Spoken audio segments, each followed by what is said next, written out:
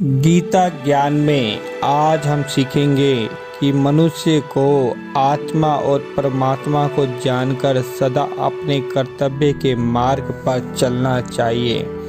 आइए हम इसे एक कहानी के द्वारा समझते हैं। एक बार एक साधारण सा व्यक्ति राजा बन गया।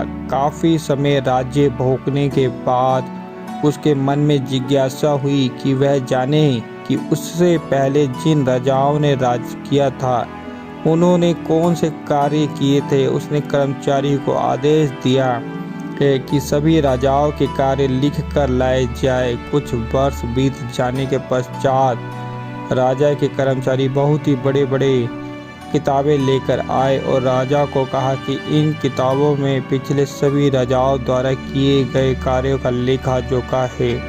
राजा इतनी सारी किताबें देखकर हैरान हो गया। राजा ने कहा कि उसके पास इतना समय नहीं है कि वह प्रत्येक किताब को पढ़ सके, इसलिए इन किताबों को संक्षिप्त रूप में लिखकर उसके सामने लाया जाए। फिर कुछ साल बीत जाने के बाद कर्मचारी उन किताबों को संक्षिप्त कर राजा के सामने लेकर आए। किताबों की संख्या अब भी बहुत अधिक थी। राजा ने फिर आदेश दिया कि इन कार्यों को और संक्षिप्त करके उसके सामने लाया जाए। ऐसे ही कुछ साल और बीत गए। अब राजा बहुत बूढ़ा हो चुका था। वह अब भी इन किताबों को पढ़ने में असमर्थ था। उसने फिर अपने कर्मचारियों को कहा कि उसके पास इतना समय और शक्ति नहीं है कि वह इसे पढ़ सके, इसलिए इन सब को केवल एक लाइन में ही उसके सामने लाया जाए।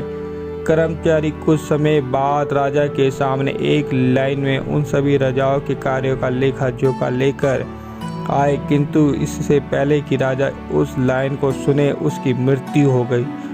अब आप अंदाज़ा लगाइए उसमें क्या लिखा होगा। उसमें लिखा था कि सभी राजा पैदा हुए, राज्य किया और मर गए।